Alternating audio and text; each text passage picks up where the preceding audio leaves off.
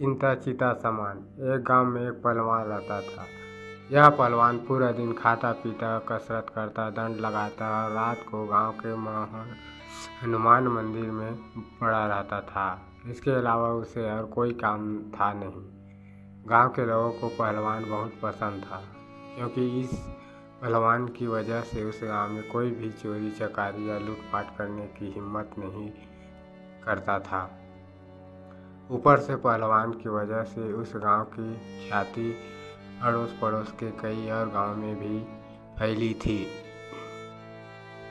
इसीलिए यह पहलवान गांव में सबका चाहता बन गया था। इस पहलवान को हम घमंडी तो नहीं कह सकते, लेकिन यह पहलवान मिजाज से थोड़ा शरारती था। मंदिर के पास से होकर जाने वाला रास्ता इस गांव में रहने वाले राजा के बाहर आने जाने के लिए एकमात्र मुख्य रास्ता था। जब जब राजा अपने हाथी पर सवार होकर उस रास्ते से गुजरता था तो पहलवान अपनी शरारत करता था।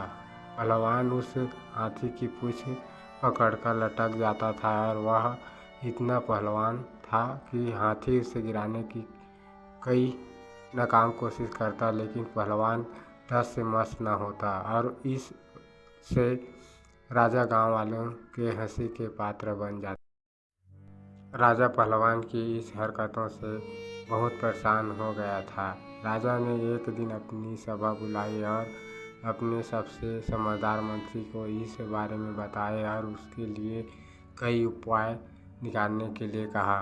मंत्री ने राजा से कहा कि आप उस पहलवान को यहाँ बुला लीजिए और उसे कहिए कि आप ऐसे नौकरी देने वाले हैं। अगले ही दिन पहलवान राजा के दरबारों में था। पहलवान ने कहा कि मुझे पहलवानी के अलावा और तो कई काम आता नहीं है, फिर भला आप मुझे कौन सा काम देने वाले हैं। मंत्री ने पहलवान से कहा कि राजा ने तुम्हें आज से नौकरी पर रख लिया है और तुम्हें बस इतना करना है कि सुबह 6 बजे तुम्हें उस मंदिर में दिया जलाना है और रात को 12 बजे उस दिए को बुझा देना है। इसके लिए तुम्हें महीने में 30 रुपये मिलेंगे। उस ज़माने में 30 रुपये बहुत बड़ी रकम होती थी, इसीलिए पहलवान उस काम के लिए मना नहीं कर पाया। उसने सोचा सिर्फ दिया जलाना और बुझाना ही तो है और उसके बदले पूरे 30 रुपये मिलेंगे। पहलवान उसी दिन से राजा की दी हुई उस नौकरी पर लग गया। वहाँ से जाने के बाद राजा मंत्री पर बहुत गुस्सा हुए। राजा ने कहा कि तुमने यह क्या किया। मैं सोचा था कि तुम पहलवान को कोई ऐसा काम दोगे जिससे वह व्यस्त रहेगा और मुझे आगे से परेशान नहीं होना पड़ेगा, लेकिन तुमने उसे इतना आसान काम दिया कि वह 1 मिनट में दिया जलाएगा और 1 मिनट में दिया बुझाएगा और बाकी का समय वह कुछ नहीं कर रहा होगा। यानी कि जब मुझे उस रास्ते में गुजरना पड़े तो यह फिर ऐसा कुछ करेगा जिससे मेरी जगह साई होगी। मंत्री ने राजा को विश्वास दिलाते हुए कहा कि महाराज, आप मुझ पर भरोसा रखिए। एक और काम और आपको करना है। सिर्फ 30 दिनों तक आपको उस रास्ते से नहीं गुजरना है। राजा अपने मंत्री की समझदारी से अच्छी तरह वाकिफ था, इसीलिए राजा ने 30 दिनों तक इंतजार करने का तय किया और वैसा जैसा मंत्री ने कहा वैसा 30 दिनों तक बिल्कुल उस रास्ते से नहीं गुजरे। 30 दिनों के बाद राजा अपने हाथी पर सवार होकर जब उस रास्ते से गुजरा तो पहलवान अपनी शरारती स्वभाव से मजबूर होकर फिर से हाथी की पूंछ पकड़कर लटक गया, लेकिन कुछ ही मिनटों में हाथी ने उसे पैर से ठोकर मार कर गिरा दिया और इस बार राजा की नहीं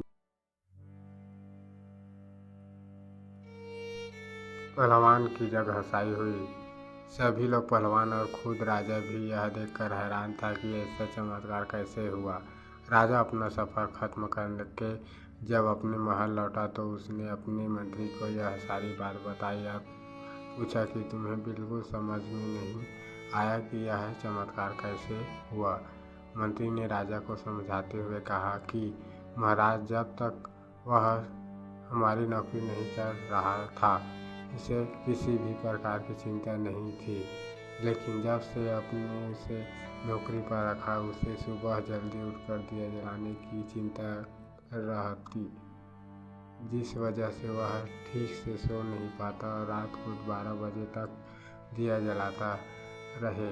उस बात की चिंता सताती, इसीलिए वह खाने पीने पर भी ठीक से ध्यान नहीं दे पाता। बस यही कारण है कि वह नींद और भोजन ठीक से नहीं ले पाने की वजह से कमज़ोर पड़ गया। राजा को अपने मंत्री की समझदारी पर गर्व हुआ और राजा ने मंत्री को एक अच्छा सा इनाम देकर उसे धन्यवाद दिया।